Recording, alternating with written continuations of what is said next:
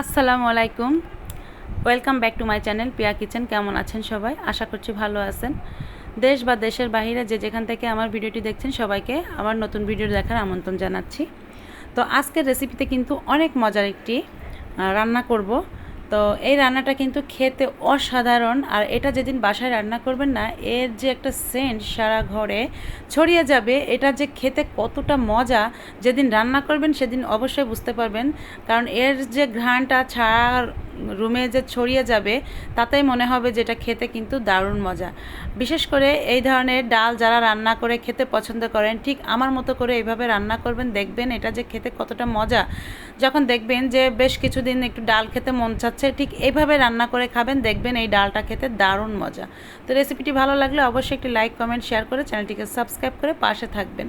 তো প্রথমে আমি রান্নাটা করার জন্য একটি তেল দিয়ে নিলাম, আর তেলের উপরে ছোটো দেখে 2টা তেজপাতা দিয়ে দিয়েছি, এখানে একটি দালচিনি, 3টা লবঙ্গ দিয়ে দিয়েছি, আর 2টা দিয়ে দিয়েছি এলাচটা দিয়ে একটু নেড়ে ছেড়ে আমি এখানে পেঁয়াজ কুচি দিয়ে দিব। পেঁয়াজটাকে প্রথমে একটু ভেজে নিতে হবে।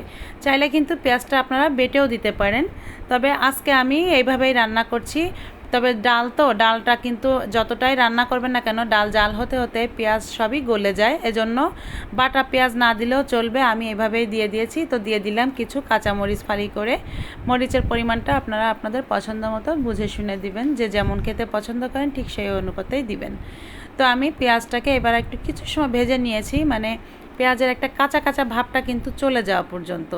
তো এখন আমি এখানে রসুন অ্যাড করছি। আমি ডাল যেহেতু রান্না করছি, এসব ডাল রান্না করতে গেলে রসুনের পরিমাণটা একটু বেশি দিতে হয়। তো আমি 1 টেবিল চামচ রসুন বাটা দিয়ে দিয়েছি, আর 1 টেবিল চামচের একটু কম দিয়ে দিয়েছি আদা বাটা, আর সেম দিয়ে দিয়েছি জিরা বাটাটাও একটু 1 টেবিল চামচের কমই দিয়েছি। দিয়ে এখন আমি মশলাটাকে একটু কষিয়ে নেব। তো মশলার পরিমাণটা আপনারা বুঝে শুনে দিবেন, যতটুকু ডাল রান্না করবেন সেই অনুপাতে। তো এখানে আমি 1 চা চামচ ধনিয়ার গুঁড়া দিয়ে দিলাম, দিয়ে এবার মশলাটাকে কিছু সময় কষিয়ে নেব। আর এই মশলাটাকে ভালোভাবে কিন্তু একটু কষিয়ে নিতে হবে। আর এখন দিয়ে দিচ্ছি পরিমাণ মতো হলুদ আর লবণ, দিয়ে এখন মশলাটা ভালোভাবে কষিয়ে নেব। তো আমি এখানে আজকে মুসুর ডাল রান্না করব, আর এই ডালটা কিন্তু মুসুর ডালটা এইভাবে রান্না করলে খেতে ভালো লাগে। আর এখানে আমি কিছু বড় বড় চিংড়ি মাছ দিয়ে দিলাম। চিংড়ি মাছটাকে কিন্তু এই ডাল রান্না করলে এই ক্ষেত্রে অবশ্যই চিংড়ি মাছের গায়ে যে খোসাটা থাকে সেটা কিন্তু ছেলে ফেলে নিতে হবে। আর খোসা সহ রান্না করলে কিন্তু ডালটা খেতে ভালো লাগবে না। বিশেষ করে এই চিংড়ি মাছের কারণেই কিন্তু ডালটা খেতে খুবই মজা লাগে। তো আমি এখানে চিংড়ি মাছের ছোকলাটা যেটা থাকে সেটা কিন্তু ছেলে ফেলে দিয়েছি। এবার চিংড়ি মাছটাকে দিয়ে কিছু সময় কষিয়ে নিচ্ছি। আর এখানে আমি 1 কাপ ডাল নিয়েছি, মসুর ডাল। ডালটা কিন্তু বাড়ে, এজন্য আমি ডালের পরিমাণ নিয়েছি 1 কাপ। আপনারা চাইলে আপনারা পরিমাণ মতো বুঝে নিয়ে তারপরে ডালটা রান্না করবেন। ডাল কিন্তু এটা যত রান্না করবেন এটা কিন্তু বাড়বে। তো এই ক্ষেত্রে আমি এখানে 1 কাপ নিয়েছি, তারপরেও দেখবেন রান্না করার পরে অনেকটা ডাল হয়ে যাবে। তো ডালটা দিয়ে আমি কিছু সময় এবার একটু কষিয়ে নিলাম। এইবার একটু পানি দিয়ে দেবো। এই পানিটা দিয়েই কিন্তু ডালটাকে কষিয়ে নিব।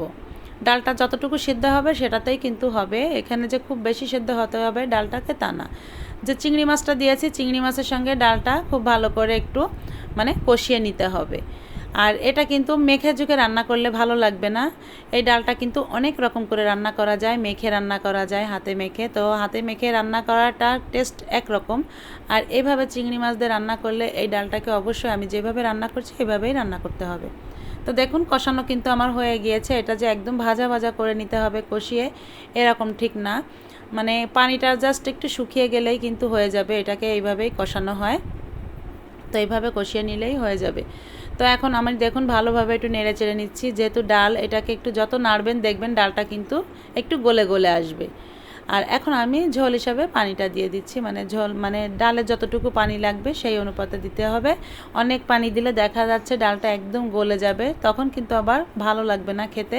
এই ডালটা রান্না করতে হবে এমনভাবে একটু গলে গলে আসবে, ডালটা কিছুটা আস্তে আস্তে থাকবে, মাখো মাখো রান্নাটা ঝোল ঝোল হবে, এইভাবে ডালটা রান্না করতে হবে।